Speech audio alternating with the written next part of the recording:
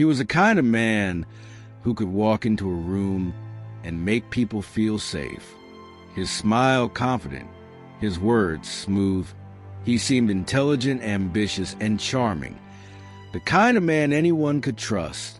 But behind that friendly face hid something else. Something cold. Something hungry. This is the story of Ted Bundy and the mind that fooled America. The story begins in the early 1970s. Young women were vanishing, one after another, across several U.S. states. Police were baffled.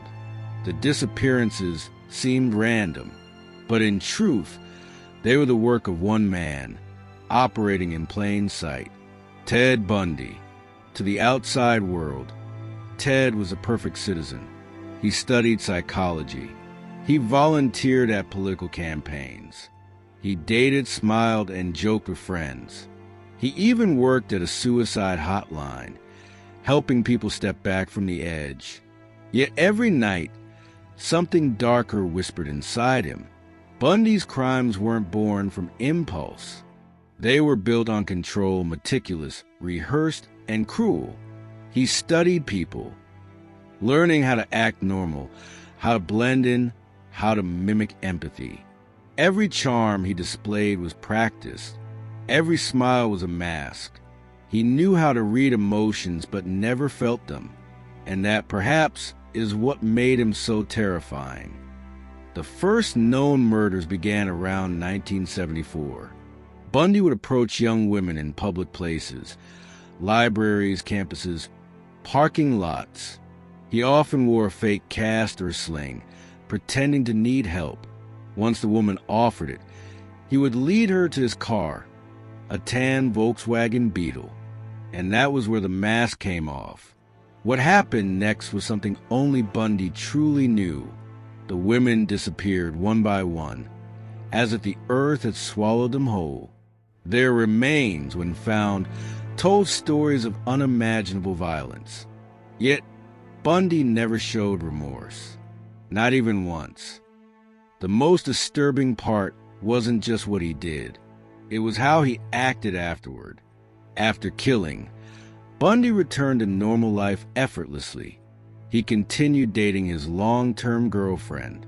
He smiled in photographs. He studied law. He went to dinner parties. He even appeared in public debates about crime and justice. And no one suspected a thing. Psychologists who later studied Bundy describe him as a perfect example of psychopathy, a personality so devoid of empathy that emotions become tools, not feelings. He could imitate kindness, love, or grief, but only when it served him. Bundy understood people like a scientist understands experiments.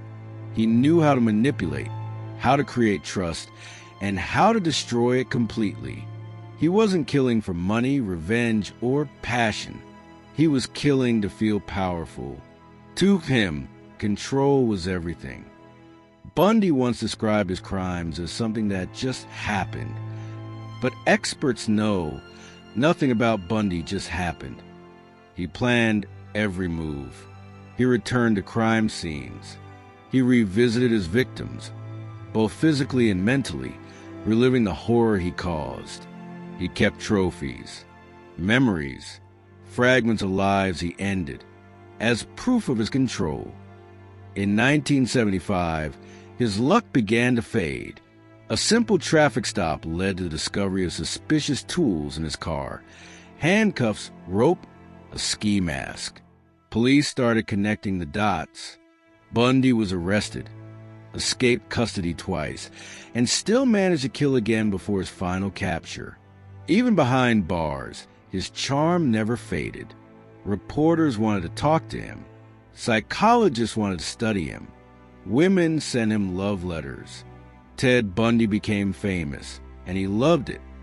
But beneath that calm exterior was a man who feared losing control more than anything.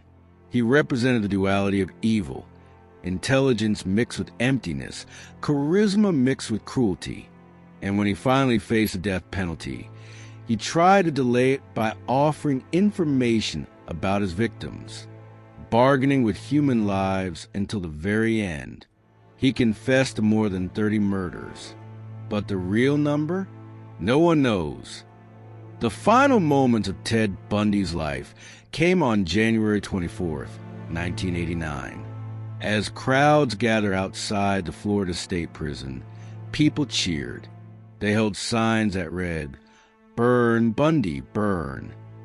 And when the lights flickered at 7:16 a.m., the world knew Ted Bundy was gone. But his legacy, his darkness, remains. Psychologists still study him today, not because of what he did, but how he did it. He wasn't insane. He wasn't delusional.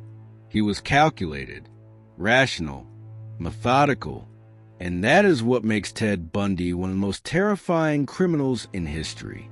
His story reminds us that evil doesn't always look like a monster. Sometimes it looks like the man next door, polite, smiling, charming. A face that could be anyone's. A voice that could sound just like yours. And that's the scariest truth of all.